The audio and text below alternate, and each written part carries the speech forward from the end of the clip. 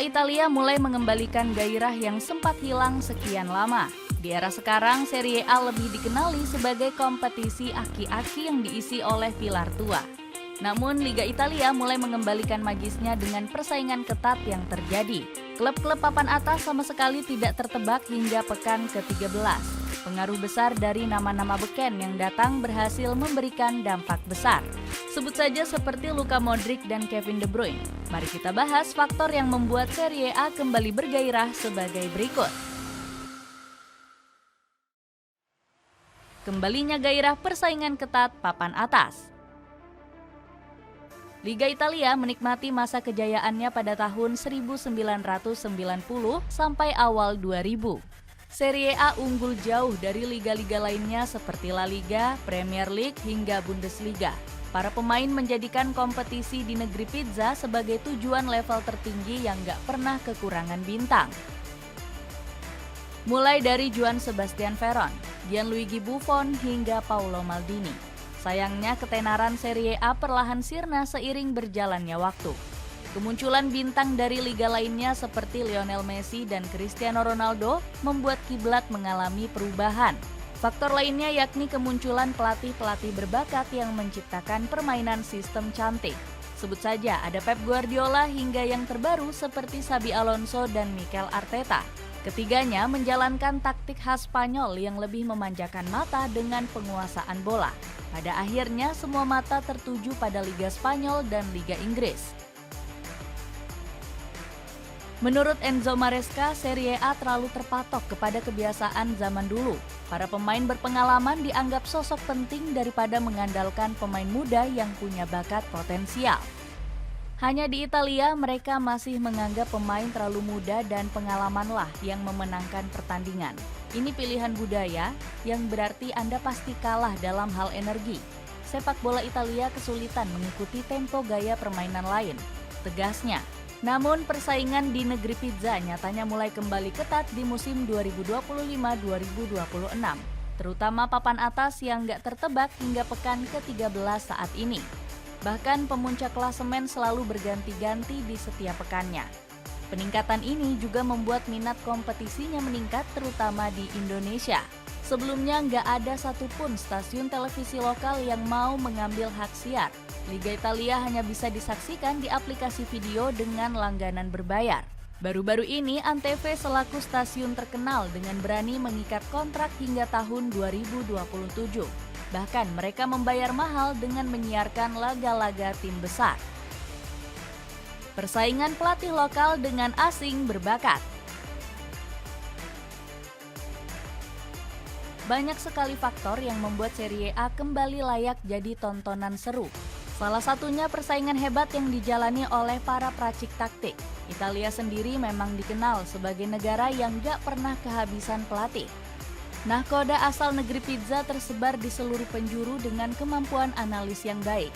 Nama-nama seperti Carlo Ancelotti dan Arrigo Sacchi menjadi pelopor lahirnya pelatih berbakat. Filosofi permainan pragmatis terus turun-menurun dengan banyak modifikasi.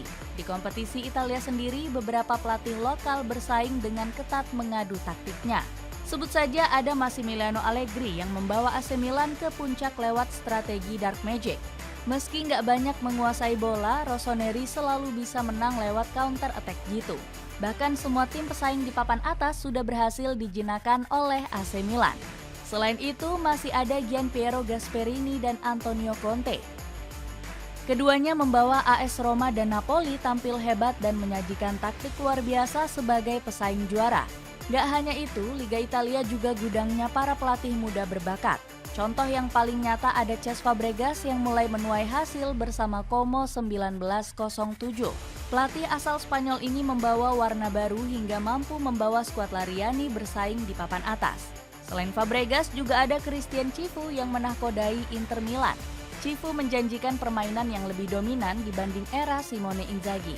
Skuad Nerazzurri lebih berwarna meski masih dalam proses adaptasi. Klub mediocre nggak mau hanya jadi pemanis. Rivalitas sengit nggak hanya disajikan oleh klub-klub besar yang memiliki nama saja. Tim-tim kuda hitam mulai bermunculan dan berhasil memberikan perlawanan. Salah satu contoh nyata memang ada Como yang mulai konsisten menembus papan atas. Namun ada juga tim yang siap menjadi kuda hitam lainnya seperti Bologna.